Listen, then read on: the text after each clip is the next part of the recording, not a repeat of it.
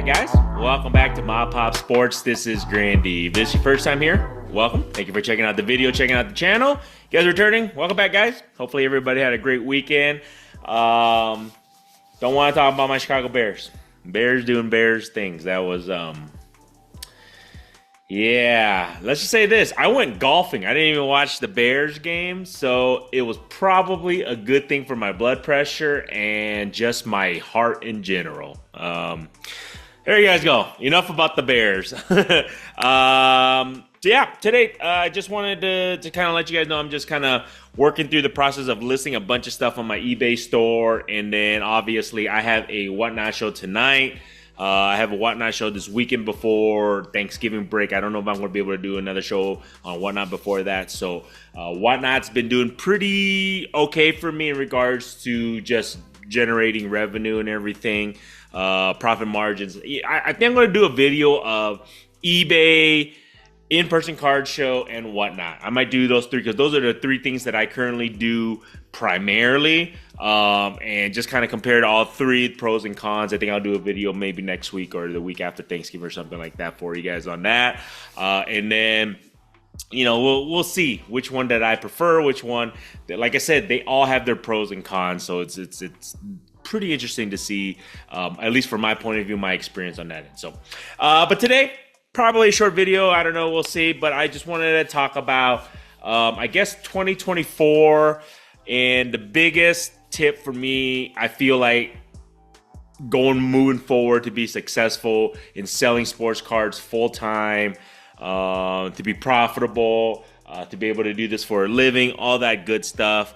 The number one thing that I feel like that I've gained this year, I'll just get right to it, it's inventory.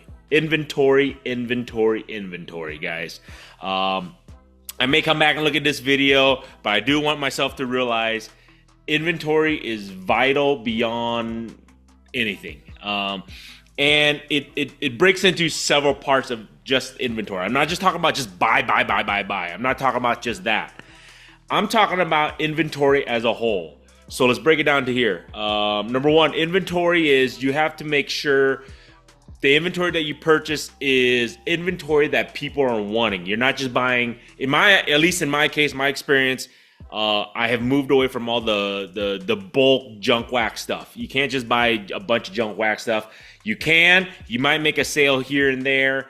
It's not going to be enough to be sustainable, profitable, revenue, all that good stuff, especially when you're trying to make a living out of this. So inventory in regards to what kind of inventory, the quality, whether it's high, mid, you can buy super high end, super cool mid inventory, but if it's inventory that people don't want and it's not as liquid, it makes no sense because I would be holding on to that inventory for months on end, even though it might be valued super high, it might be valued the mid, a ton of them might be super good, but if nobody's buying them because it's just not a liquid product, it's not a liquid inventory, then it makes no sense because you're not returning revenue at a fast enough time for you to keep this sustainable.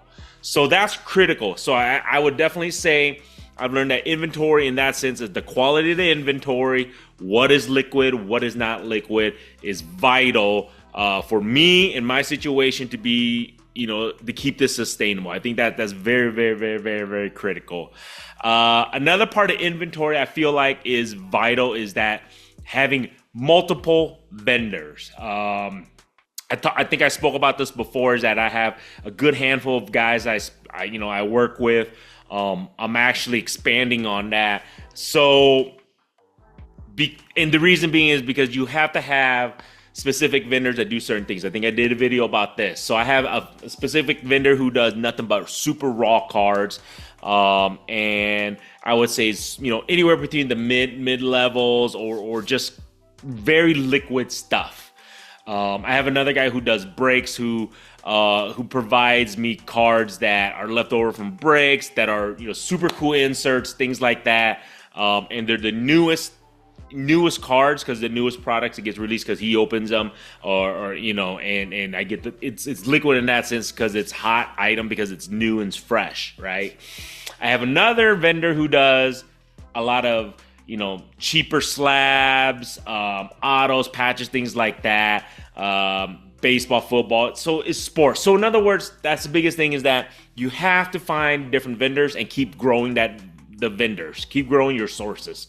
That's really critical for me to be successful, because as I'm listing on my eBay store, as I'm doing whatnot, as I'm doing in-person card shows, you're turning an inventory, you're selling everywhere. You're not selling it all, but you also want to make sure that you have enough sources that can replenish your inventory so you can keep selling these things, so you can keep fresh inventory, so you can keep selling at the end of the day. So sourcing the inventory is critical. Having multiple sources, keep networking. You know what? I've definitely learned that this year, for sure. I mean, I at first I was like, all right, I got a handful of guys, I'm good to go. No, I think it's always be able to expand your inventory, expand your sourcing is a good thing. The guys reach out to me if I'm looking to purchase, you know, cars because they have inventory they want to move on, or whenever I need it. So it's always keep networking, always keep building your portfolio in regards to your sources of who you can go to get specific cars from. And then on top of that, there's certain sources that you feel like you're no longer getting a good deal with them or the best deal, then you can move on from them because you have different other sources. Not move on from them, but maybe just pass on certain lots.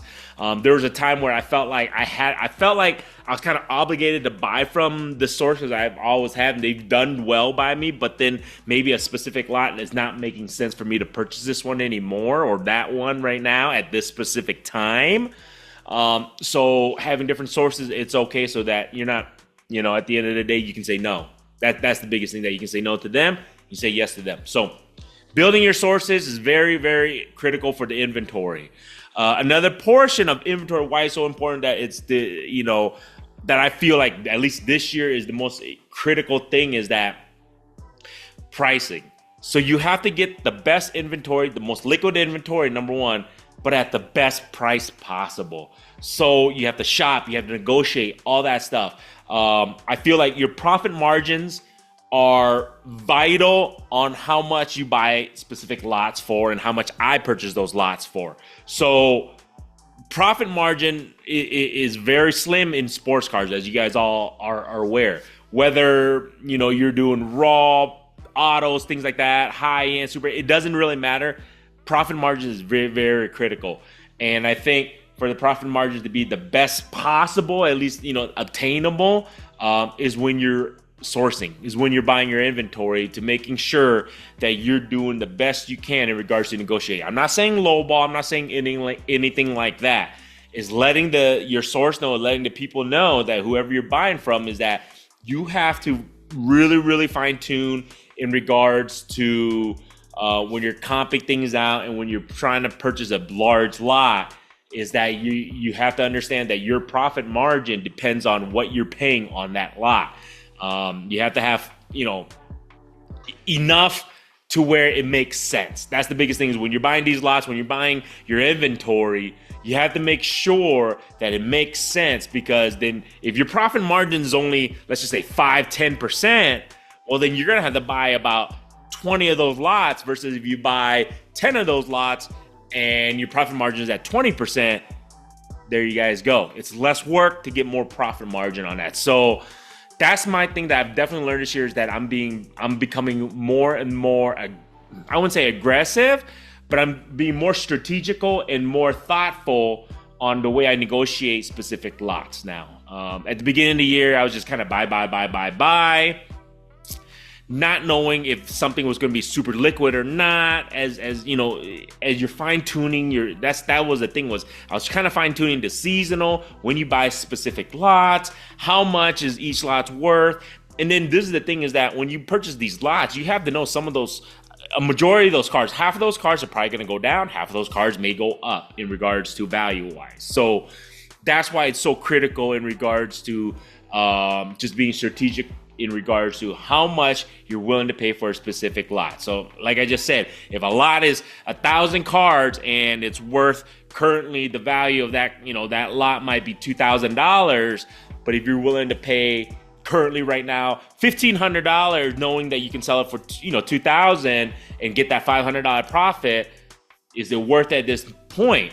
Or if you buy that knowingly that it could go down, could go up, it's just you gotta have that buffer zone, guys. That was the biggest thing that I've learned, is to be a little bit more strategic and what lots to buy. Like right now, if I'm going to buy football, a huge lot of football, I'm going to be very aggressive in regards to what I'm going to offer, because football right now is not selling like it did, in August, July and August. So you have to be cognizant of that.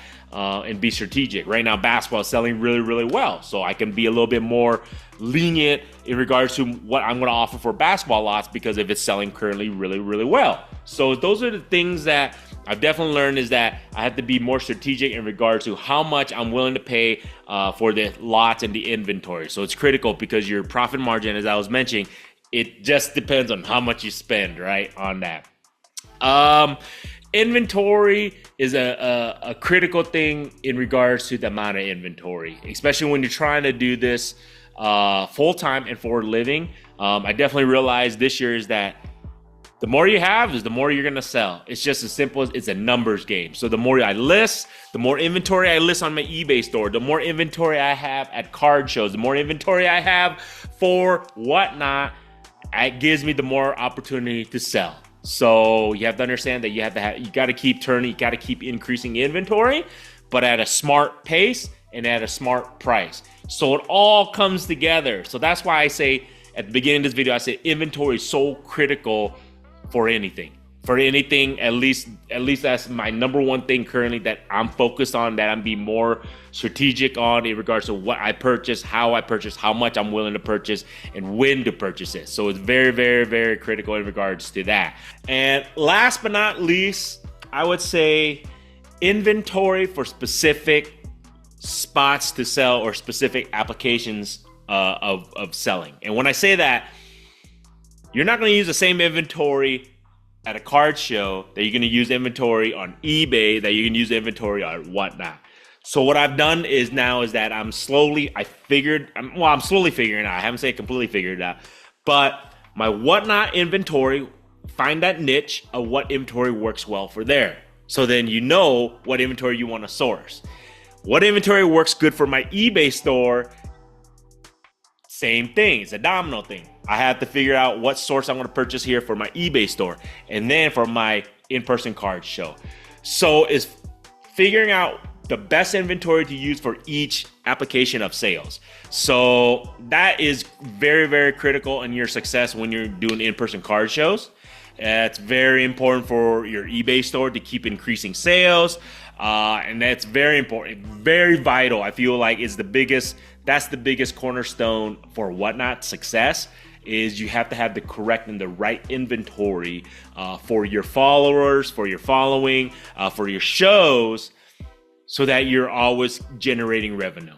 So that's the biggest thing, is just because it works at the card show, you're selling this stuff, doesn't necessarily mean it's going to sell perfectly at whatnot or at the best high profitability there. Same thing with eBay. Certain things that you sell on whatnot, you're not going to want to sell on eBay because it's just not going to turn as fast.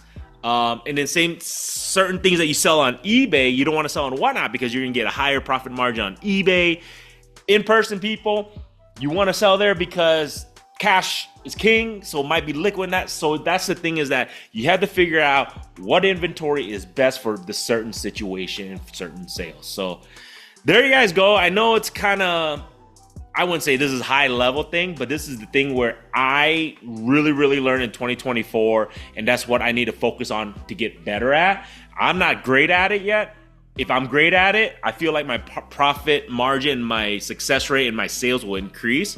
So that's what I'm trying to figure out, is that I'm trying to get better at specific things on my inventory. Inventory is so critical. I truly feel that. And when I say that, I'm not just talking about buy. it was all those aspects I was telling about. Everything from sourcing, the amount of sources, the quality, the kind of inventory, the where you're going to use the inventory, how you're going to use the inventory, what to pay for that. All of that comes into that, and it's super critical to be successful. At least I feel like my profitable margin and also sales numbers and everything. I feel like I'm going to focus that.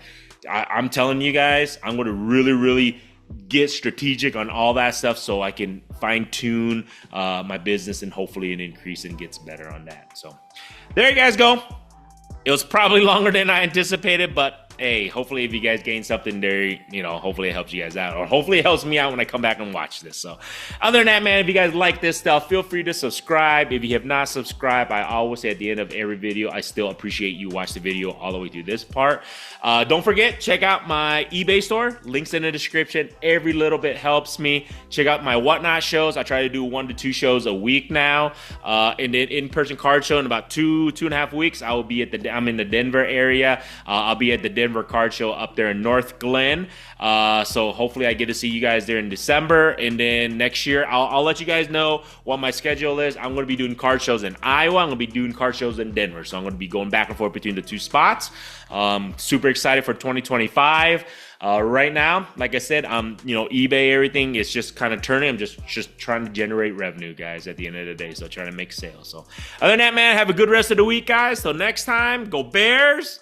Hopefully you guys don't fuck it up and get your field goal block again and all that crap. And then go Hawkeyes this weekend. Who knows, man? I mean, football kind of stinks right now.